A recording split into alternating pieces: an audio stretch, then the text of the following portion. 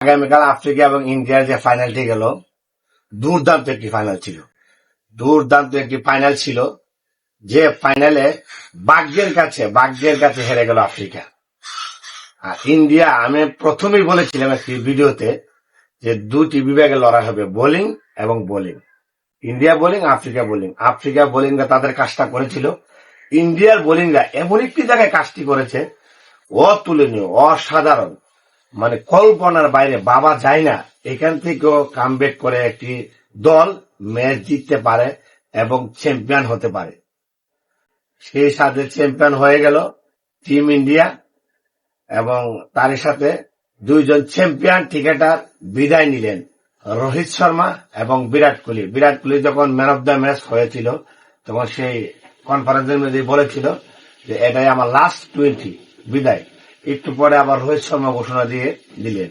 So দুইজন লিজেন্ডকে আমরা cricket থেকে 20 থেকে হারিয়েছি, তারা চ্যাম্পিয়নের মতনই বিদায় নিয়েছেন। এবং তার সাথে আরেকটি পয়েন্ট আমি অ্যাড করতে চাই।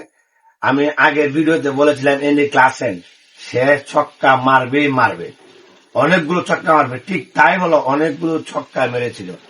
যখন 36 বলে 54 রানের প্রয়োজন, তখনই একশাপ প্যাটেলের একটি ওভারে যখন 24 রান আনলো, তখনই খেলাটা আফ্রিকার দিকে ঘুরে গেল। এখান থেকে আবার ব্রেক করে আসা, চ্যাম্পিয়ন হয়ে যাওয়া ছাত্রীকানি কথা না। ঠিক এই সময়টাতে রোহিত শর্মার ক্যাপ্টেন্সি, বুমরার অসাধারণ বল ইন্ডিয়াকে চ্যাম্পিয়ন করে দিল।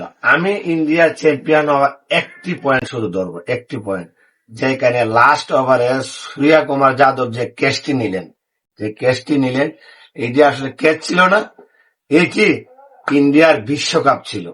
এই ক্যাচটি ইন্ডিয়ার বিশ্বকাপ ছিল। জাস্ট আমি এই ম্যাচের টার্নিং পয়েন্ট এটাকে ধরবো। আপনারা দেখেন, বুমরার একটি ওভার, হার্দিক পান্ডিয়ার একটি ওভার এবং আরপি সিং এর একটি ওভার, 1 রান 2 রান করে যাচ্ছিল, অসাধারণ ছিল। আফ্রিকা ভাগ্যের কাছে হেরে গেল। একটা সময় মনে হচ্ছিল যেন এডিম মার্কানের হাতে উঠে গেছে বিশ্বকাপটা। এখান থেকে রোহিত শর্মার ক্যাপ্টেন্সি, স্মার্ট ক্যাপ্টেন্সি, তার ক্যাপ্টেন্সি আবার ইন্ডিয়ার হাতে কাপটি রিটার্ন করে যেন নিয়ে আসলো। যেন মনে হচ্ছিল আমরা বাঙালিরা যারা ছিল, তারা কিন্তু বেশিরভাগই সাপোর্ট করেছিল আফ্রিকাকে। এবং আমি ইন্ডিয়ার বিরোধিতা না, আমি নিজেও সাপোর্ট করেছিলাম আফ্রিকাকে। কারণ আফ্রিকা প্রথমবারের মতো চ্যাম্পিয়ন হয়ে যাক, 20 থেকে নতুন চ্যাম্পিয়ন আসতো। কিন্তু ইন্ডিয়া যোগ্য দল হিসেবে চ্যাম্পিয়ন হয়েছে, ইন্ডিয়া চ্যাম্পিয়ন হয়েছে।